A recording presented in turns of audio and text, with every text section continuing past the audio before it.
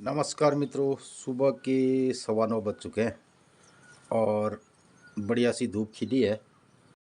और हमारे वहाँ तो धूप खिली है, लेकिन नीचे रामगंगा नदी, सरयू नदी के किनारों में घना कोहरा दिखाई दे रहा है।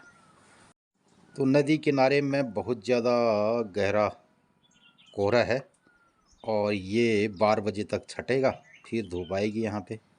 और इधर ललिता देख रही है ऊपर को। क्या हुआ है? नहीं भैया, नहीं मिला खाना? क्या हुआ? और उधर चित्रा भी देख रही है कान।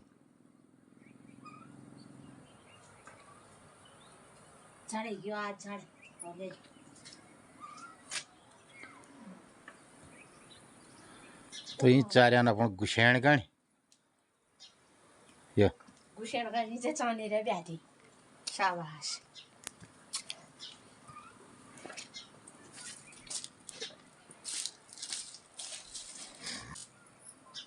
याबल बोल ले आली उन बल खाली दूसरा घर दिमरे साबन मशीन मुशोली उन बल अल्ले होए खै रखो में जणी में भी मशीन चाहिए जाए।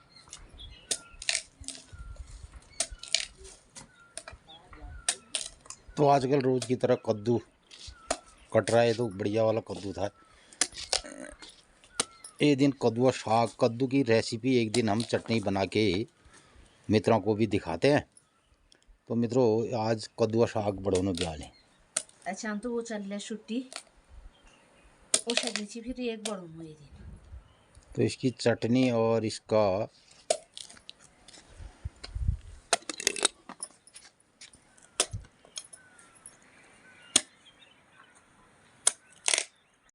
रेसिपी जैसे बहुत है। ले तुले खता ला पकड़ी ओ शांति ले। तो मित्रों, हमने ये कद्दू अगर डायरेक्ट इसकी सब्जी नहीं खाई तो इनडायरेक्ट में हम ये कद्दू ज़रूर खाते हैं। और ये गाय खाएगी और गाय के दूध के बाद जो कद्दू के खास विटामिन है वो दूध में आएंगे और फिर हम उसको पिएंगे। तो हमने कद्दू खा लिया। ठंडे लेने लाग और कद्दू यो एक प्रोसेस होने रहे। तो पहले इस किस्म का भी खान पान आयुर्वेद में, कल एक मित्र कह रहे थे कि जजुट गांव वैद्य का गांव रहा है। तो आयुर्वेद के संबंध में, वैद्य के संबंध में हम बात करें तो मित्रों, वैद्य की में ये भी एक परंपरा रही है कि अपने गाय को भी आप बहुत सारी चीज़ें खिला करके तो उससे भी दूध पीबे सब एक चीज ने बीमारी ने जड़ मर जाए वाली बात है। तो कई किस्म का ऐसा भोजन जो जानवर और गाय उसको खिला के ये भी एक तरीका रहा है। जैसे धात्री महिला जतकाई महिला अपन बच्चे खड़ी दूध पीनू बच्चे में वो खाइया ठंडे गरम गुण अवगुण ओनन उसी का गुरु दूध बटी जो हम दूध पीनू वो दूध में ले हुनेरी। तो जितने भी हम खाद्य सामग्री खाते हैं और जो भी ऋतु अनुसार खाते हैं या हमारे जानवर दूध देने वाले जानवर खाते हैं तो उनका हमारे शरीर पर भी वही प्रभाव रहता है। और चौमास में गुने गुरबास न दूध वो तो बड़ी नहीं मानी जने बरसात के टाइम पे दे दूध छा वो तो नहीं खाई जनेर भी। और यही हमारे हिमालयी क्षेत्रों में मैंने पिछली बार भी एक बताया, लटुआ बाँझ, जहाँ लटुआ बाँझ होता है तो कहते हैं वहाँ के गाँव का, वहाँ के भैंसों का दही बहुत स्वादिष्ट होता है। और इधर हमारे वहाँ भीमल अभी खाती हैं गायें, तो इसका भी असर पड़ता है इनके दूध में। जो दूध गाय देती है तो उसके दूध में उसका अंतर आता है। भैंसन भट खाओ नहीं, भट और काल भटो का वो बड़ा बेर दिने बिया गाज बड़ा बेर शिल में पीस बेर ए शिलौट कॉली तो का यो धुन बड़ा बेरन और जे खानी छिपाड़े आई बे पेट में गर्मी आई बे ये खानी ढोल दमड़ा दगा दिने बे जो जड़ी बूटी हुए हमारे गाँव पहाड़ ने ढोल दमड़। तो मित्रों, एक हमारे जानवरों के लिए बहुत जो हम जैविक तरीके से दूध उत्पादन करते हैं, जानवर पालते हैं, तो गांव पहाड़ में एक बहुत बढ़िया जड़ी बूटी और जिसे कहते हैं ढोल दमड़, नीचे घाटियों में उसका पेड़ होता है। तो मित्रों हमारे गांव पहाड़न में घाटी वाले एरिया में मिले एक पेड़ और ईशा को ढोल दमड़। तो ढोल दमड़ हुआ एक तलवार की शक्ल में, उसका लंबा सा फली होती है और उस फली के उसके अंदर छोटे छोटे बीज निकलते हैं और उन बीजों को गायों को खिलाते थे पहले। तो उससे जो गायों में बीमारियां रहती हैं बहुत सारी, तो वो कंट्रोल रहती और बढ़िया सा उसका जो दूध दही का स्वाद है वो बेहतरीन मिलता था।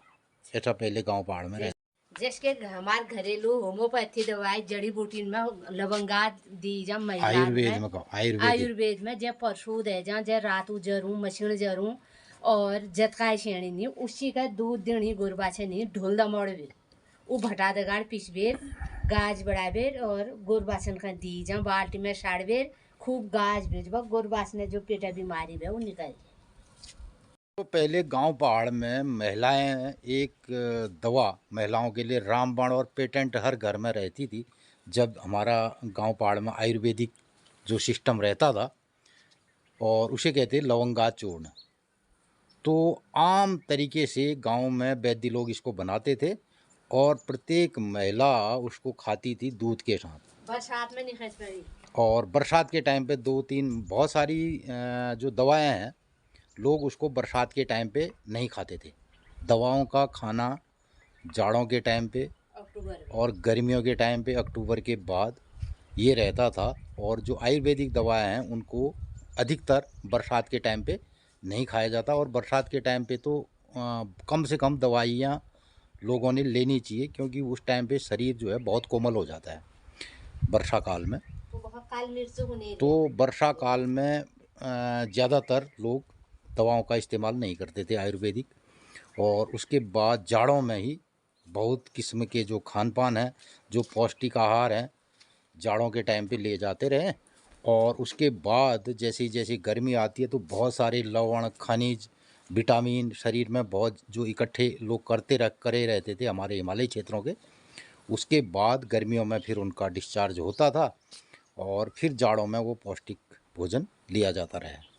तो ऐसे ही हम जानवरों के लिए विभिन्न प्रकार के ऐसे ऑर्गेनिक सिस्टम से और आयुर्वेदिक सिस्टम से गौपालन करते थे और उनको विभिन्न प्रकार के ये खाद्य खिलाए जाते हैं। जैसे कद्दू खिलाया, भट्ट खिलाए, गहत खिलाए और विभिन्न किस्म की जो जड़ी बूटियाँ हैं वो हमारे जानवर पहले खाते रहे। तो इस तरीके से एक पौष्टिक दूध जो है हमारे उत्तराखंड के गांव पहाड़ के जंगल और गांव में ये एक बड़ी परंपरा रही है। ये क्या कर रही तू? दूध अमल लगी अब इसको लग गया होगा दूध का अमल। तो मित्रों ये और गुड़ करले पत्ते चल गए नला भी करनी भूख लग गया। पूछो छे मुक्की करो गए अंदर कौन भी है।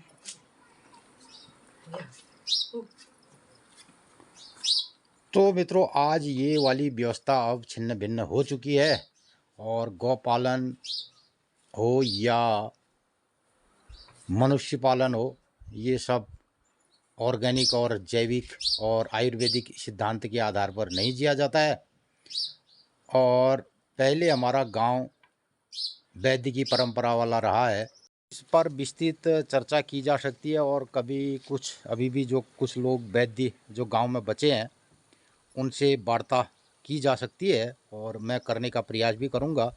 और कई अगर हमारे सब्सक्राइबर मित्र अभी भी जानते हैं कि गांव में आज भी किसी गांव में ऐसे वैद्य जो काम कर रहे हैं वो हैं तो मैं वहां जा कर के उनसे संबंधित जानकारी लेने का कोशिश भी करूंगा।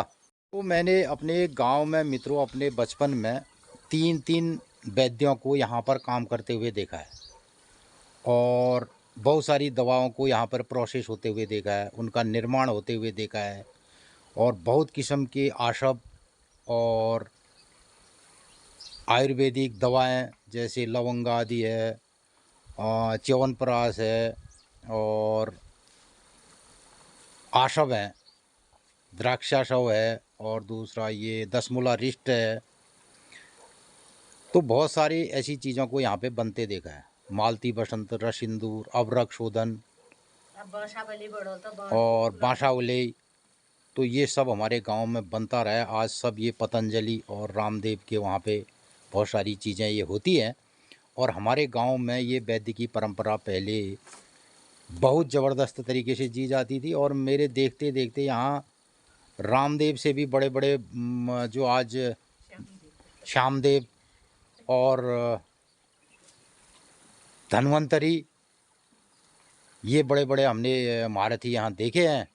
वर्तमान में हमारे उत्तराखंड में जो पतंजलि का यहाँ पे आश्रम चल रहा है, तो ऐसे आश्रम तो गांव-गांव पहले हुआ करते थे और लोगों के पास बहुत बड़ा नॉलेज था इस संबंध में।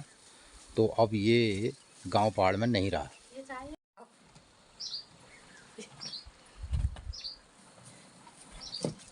मरकुला उनारे मरकुला अल्लाह न कर पे जगड़ दर्शक फराल फिर अगिन का होनी रोल। तो आप लोग सुना आज दिनचर्या। मित्रों नमस्कार, सुप्रभात। रत्ते गुह ज्ञान 9:30 बजियान। आज मैया मंदिर में ठीक 8:30 बजे भोग लग्यो। तो मित्रों आज दिनचर्या छे 27 जनवरी 2025 सोमवार वार माघ 14 गते, माघ कृष्ण पक्षी, कालयुक्त नाम संवत्सर, सूर्य उत्तरायण, शिशिर ऋतु। और आज त्रियोदशी छे, भूल चतुर्दशी है मंगलवार आ दिन, बुधवार आ दिन, मौनिया अमावस्या तिथि। तो आज प्रदोष व्रत जो लोग कन्नन प्रदोष व्रत ले आजे छे, त्रियोदश ले आजे छे, सोमवार ले आजे छे, माघ दूसर सोमवार से मुत मंदिर में जाबिर आ गया हम लोग। हमारे गाँव में राम मंदिर से उल्ले जाबिर आ गए। तो मित्रों एल्ला बटी समुड़ में मैया मंदिरा देवदार दिखी रोनन। रोज आप लोगन का बतूनू हम 8:30 बजे रहता है भोग लागा मैया मंदिर में, और ब्यालुक 7:30 बजे मैया मंदिर में मैया आरती हूँ। आजुक दिन सब लोगन ही शुभ हो, मंगलमय हो। नमस्कार, धन्यवाद। तो हम थोड़ी बात कर रहे थे वैद्य की जजूट के वैद्यों की जो वैद्य की परंपरा है वो देश विदेश तक छाई रही। और यहाँ पे 3 शब्द मुझे याद हैं, वैद्य, वैद्युड़ा और वैद्यवगढ़। वैद्य जो बहुत प्रकांड होते थे अपने समय के विद्वान वैदिकी में और ज्योतिष में। वैदिकी और ज्योतिष साथ साथ चला करते थे, बगैर ज्योतिष शास्त्र के वैदिकी संभव नहीं होती। क्योंकि उस टाइम पे ऐसा होता था यहाँ गांव पहाड़ में जो जितनी भी जड़ी बूटी और जो हिमालय क्षेत्र से निकाली जाती थी, उनके लिए बड़ा फिक्स टाइम रहता था कि वो किस टाइम पे निकलेंगी, कौन सा दिन होगा, कौन सा बार होगा, कौन सा नक्षत्र होगा और कौन सी ऋतु होगी और सूर्यास्त होगा, सूर्योदय होगा। तो इस किस्म से जड़ी बूटियाँ ली जाती थी। और एक शब्द यूँ कही जने भी गर्जन, यानी कि अगर जड़ी बूटी का सही इस्तेमाल, सही टाइमिंग होगा और सही दशा दिशा से वो निकाली गई होगी, सही नक्षत्रों के आधार पर उसका दोहन किया गया होगा और उसकी प्रोसेस का सिद्धांत ऐसे रहा होगा, तो वही दवा कारगर आयुर्वेद में मानी जाती रही है। तो वैद्य वो बहुत प्रकांड विद्वान जो वैद्य की शास्त्र से वैद्य की शास्त्र करके लेके आते थे और अपने पुराने हमारे विश्वविद्यालयों से, गुरुकुलों से, और गुरुकुल में पढ़ाई करने के बाद जब वो वैद्य की शास्त्र में पारंगत होते थे, उसके बाद अपने गांव पहाड़ में हिमालय में आते थे और उन जड़ी बूटियों का जिस तरीके से उन्होंने ज्ञान लिया है उसी आधार पर फिर उसकी प्रक्रिया करते थे, शोधन कार्य करते थे और उस पर रिसर्च करते थे सालों साल, देश काल परिस्थिति। तो देश काल परिस्थिति वैद्य के साथ और हमारे जो ग्रह नक्षत्र हैं उसको आधार बनाया जाता था। और प्रकृति में भिन्न भिन्न तरीके से जो वनस्पतियाँ होती हैं, हमारे हिमालय में जो बहुत महत्वपूर्ण जड़ी बूटियाँ हैं, उसको किस काल में किस समय पर लिया जाएगा, किस समय पर दोहन किया जाएगा, ये बड़ा महत्वपूर्ण होता था। तो मित्रों मैं बता रहा था, वैद्य 3 शब्द हमारे गांव पहाड़ में बड़े हमने महत्वपूर्ण देखे हैं उस टाइम पे। एक वैद्य, दूसरा वैद्युड़ा और तीसरा वैद्यवगढ़, ये हमारे गांव में रहा है। तो वैद्य शब्द धन्वंतरी और प्रकांड वैद्य जो ज्योतिष का भी ज्ञान रखते हों और वैद्य का भी ज्ञान रखते हों, उसमें पारंगत हों और उन्होंने गुरुकुलों से शिक्षा शास्त्री आचार्य किया हो, तो वो गांव पहाड़ में वैद्य कहे जलाए जाते थे और रजिस्टर्ड वैद्य हुआ करते थे गांव में। तो हमने अपने गांव में ऐसे 3-4 वैद्यों को रजिस्टर्ड वैद्यगिरी में देखा है। और जिस गांव में जिस मोहल्ले में वैद्य रहते उसको वैद्युड़ा कहा जाता था। यानी पूरा मोहल्ला पूरा गांव ही उनका है, तो वैद्य लोग रहते उनको उनको बोला जाता वैद्युड़ा। ये गांव वैद्युड़ा है और वैद्य लोग रहते हैं, तो ऐसे मोहल्लों का नाम होता था। और हमारे वहाँ एक वैद बगड़, बगड़ माने घाटी वाला एरिया होता है, और जहाँ पे घाटी भी हो, पानी भी हो, जंगल भी हो, उसे बगड़ वाला एरिया कहा जाता है। तो बगड़ वाले एरिया में वो लोग वैद्यिकी का शोधन, वहाँ पर दवाओं का शोधन, दवाओं का निर्माण और दवाओं के बारे में जानकारी, और उसके अलावा साधना भी वहाँ पर होती। बगड़ वाले क्षेत्र पर कई कई ऐसी दवाएं भी होती जिनके लिए साधना करनी पड़ती है, और उनके लिए जो उनका पुट होता है उसमें बहुत सारी ऐसी चीज़ें होती थी। तो मैं अपने बगीचे में भी घूम रहा हूँ, और आज कुछ फशक फराल पुरानी, तो हमने 70-80 के दशक तक ये कार्यक्रम यहाँ पर देखा है गांव पहाड़ में। और बाद में जो पुराने वैद्य, जो आचार्य थे और प्रमुख वैद्य थे, उनके साथ भी कुछ लोगों ने जो काम करते थे, वैद्यिकी के साथ हेल्पर का काम करते थे, जाते थे, तो बहुत सारे वो भी फिर वैद्य बन गए। तो उनको भी वैद्यिकी का बहुत सारा ज्ञान रहा। तो आजकल कुछ ऐसे झोला छाप टाइप के लोग भी अब वो वाले वैद्य रह गए हैं। हालांकि अब गांव पहाड़ में कोई ऐसे रजिस्टर्ड वैद्य अब नहीं है।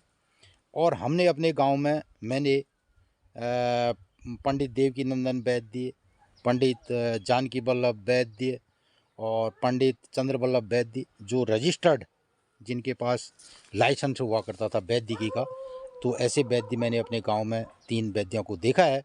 170-80 के दशक तक भी ये सारा काम गांव पहाड़ में बहुत कुछ काम गांव पहाड़ में होता था, और लोग इस पर जीते थे, और बहुत सारी दवाएं यहाँ पर निर्माण होती थी।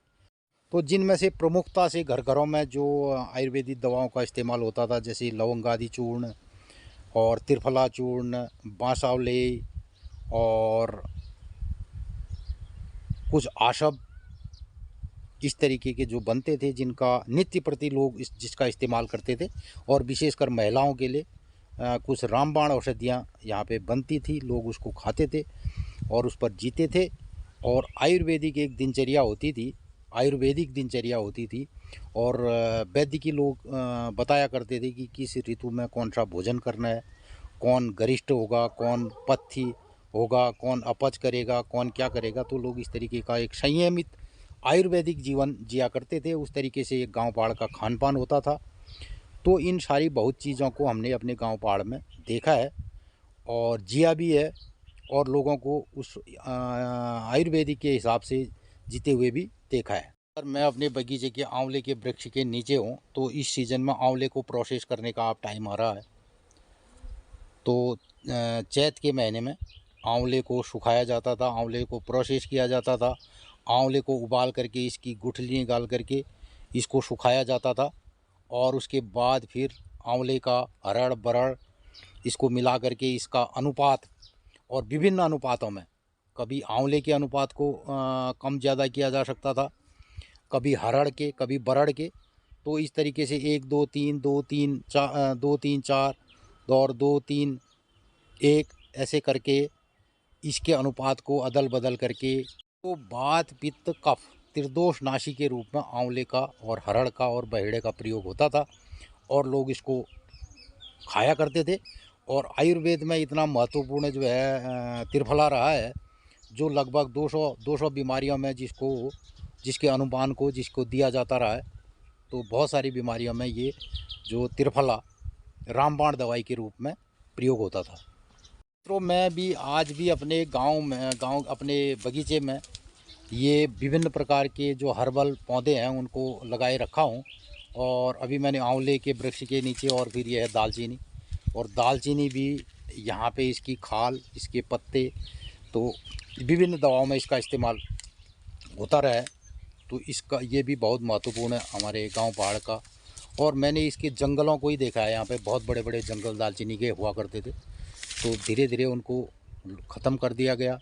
उनकी पत्तियों को, खाल को, एक टाइम ऐसा आया कि उसके जंगल ख़त्म कर दिए गए, और अब ये सब चीज़ें जंगलों से चारे के रूप में लोगों ने इसका इस्तेमाल किया, पूरे जंगलों से गायब हो चुकी है। इधर ये है कोयराल, कचनार, अब इसमें कोपला आनी शुरू हो गई है।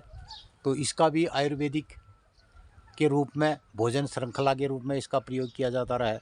मित्रों, ज्योतिष और आयुर्वेद का एक सिद्धांत देश काल परिस्थितियाँ, देश माने प्लेस, काल माने समय और परिस्थितियाँ माने कंडीशन, इन तीनों से जीव प्रभावित रहता है। कोई भी जीव इस संसार में इन तीनों चीज़ों से बनता है। तीनों चीज़ें उसको प्रभावित करती हैं, देश काल परिस्थितियाँ, और देश काल परिस्थितियों के आधार पर ही हमारा आयुर्वेद होता है और देश काल परिस्थितियों के आधार पर ही हमारा ज्योतिष होता है। तो इन दोनों सिद्धांतों को मिला करके जीव के संरक्षण के लिए जो वनस्पतियाँ हमारे प्रकृति में पैदा हुई है, उनको इन्हीं टाइम पे, इन्हीं के हिसाब से उनका दोहन, समुचित दोहन करके और उससे दवाओं का निर्माण होता था।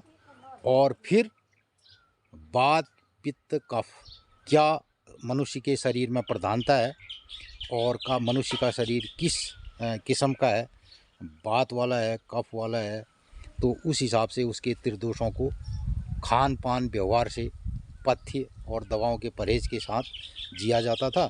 और पूरी एक जीवन पद्धति जो हमारी होती थी वो आयुर्वेद पर आधारित होती थी। और ऐसे ही हमारे ऋतु अनुसार भोजन होते थे, खान पान होता था, तभी वो दवाएं लोगों को गरजती थी, मतलब लोगों में प्रभाव करती थी। दवाओं का प्रभाव तब होगा जब ये सिद्धांत होगा। तो इस सिद्धांत के आधार पर लोग जीते थे, तो ये सिद्धांत चलता था। बहुत ज़्यादा मैं इसके बारे में नहीं जानता हूँ, लेकिन मैंने जो देखा सुना है और हमारे बुज़ुर्गों से, और उन्होंने जैसे जिया है, जैसा गांव पर होता था, उसके आधार पर मैंने कुछ चीज़ें आपको बताई। तो आज के लिए बस इतना ही, फिर मिलते हैं। और कभी इस संदर्भ को आगे बढ़ाने के लिए मैं दूरस्थ गांव में, जहां आज भी अगर कोई वैद्य की परंपरा से गांव में कुछ काम हो रहा है और कोई वैद्य हैं, तो ज़रूर उससे आप मित्रों को रूबरू कराऊंगा। मित्रों, आज गांव पहाड़ की इन ज़िंदगी को, जिसको हमारे लोगों ने जिया, और दूर देशों में, दूर ऐसे भी अभी बहुत सारे देश हैं, और भूटान है, इंडोनेशिया है, ऐसे भी देश हैं जो इसको अपनी वास्तविक जीवन शैली को जी करके इसके आधार पर टूरिज़्म वहाँ पर हो रहा है। इसके आधार पर वहाँ के होटलों के नाम लिखे हैं, आयुर्वेद लिखा है, और ऐसे ही कुछ चीज़ें हैं जिन पर लोग बहुत काम कर रहे हैं। और इधर हमारे देश, हमारे उत्तराखंड और हमारे हिमालय में ये घर घर ये चीज़ें जी जाती थी। तो आज इसको समूल तरीके से ख़त्म कर दिया गया है और लोग इसको छोड़ करके, अपने इन ज़िंदगी को छोड़ करके दूर शहरों में चले गए हैं, और आज भी इसके लिए कोई काम नहीं किया जा रहा है। ये बड़े हमारे उत्तराखंड और इस हिमालय के लिए बहुत दुर्भाग्य है। इन्हीं सब बातों के साथ आज के ब्लॉग को मैं यहीं पर कर रहा हूँ समापन।